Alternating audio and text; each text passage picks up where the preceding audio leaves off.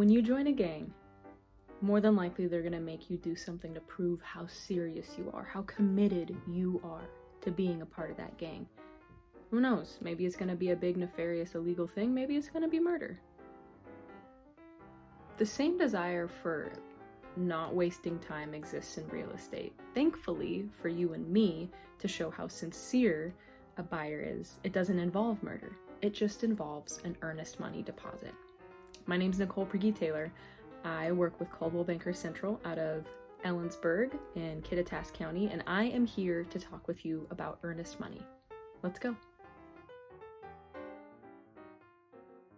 So the first time that you're likely going to hear earnest money referenced is when you and your agent are putting together that first offer and they need some information about what you were going to bring to the table. So earnest money is good faith money, right? It is telling the seller, this is how serious I am about purchasing your property. I'm not going to go out and make offers on other properties and get myself under contract there. I am going to fully respect all the contingencies and timelines that are in this offer, and this is me showing that. So earnest money percentage-wise, because like to just pick a number out of a hat, what the heck?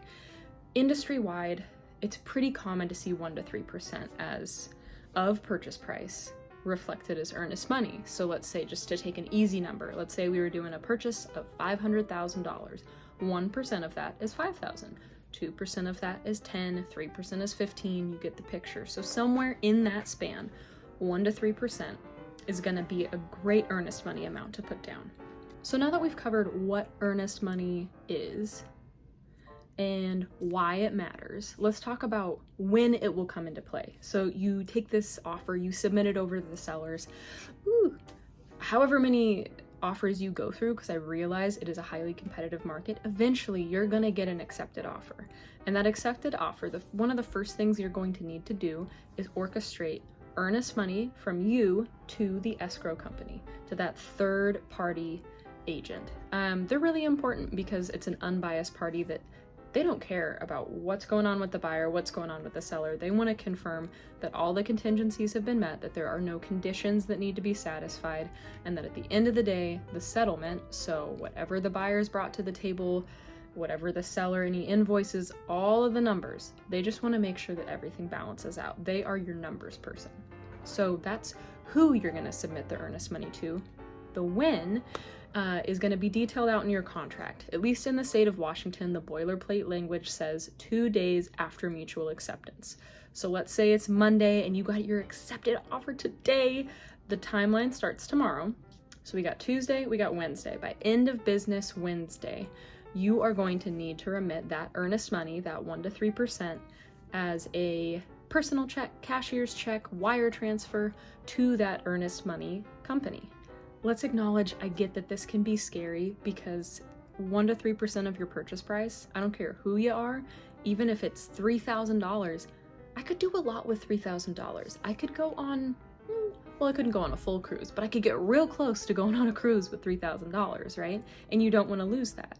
The only reason that you're going to lose that is if you break the terms of the contract. The most common one would be you're a buyer, you've navigated inspection, you've made it through, you've got approval to finance, you're within, a week of closing, and you get cold feet, or you see another home that you just absolutely adore and you have to have that home instead of this home because this home wasn't the one you wanted. You would be breaking the contract, and that earnest money would be likely remitted to the sellers as a means of paying for damages. And you're like, wait, I didn't damage them. What are you talking about? I didn't hurt them. Well, you did hurt the marketability of their property, because what's the first thing that you think of when that Zillow, when that Redfin, when that email comes out from XYZ real estate company and it says property back on the market? Your first thought is, what the heck is wrong with it and why did it fall through? And that's going to be the first thought of anyone else if you back out on a deal as the buyer and the seller has to go back on the market. And more than likely, they're not going to get as much money as they did before because it's already been on the market, it's already spent time out there, and it popped back on the market, which tells some buyers, whether it's wrong or right, it gives the connotation that like, oh, something didn't go right, something wasn't good.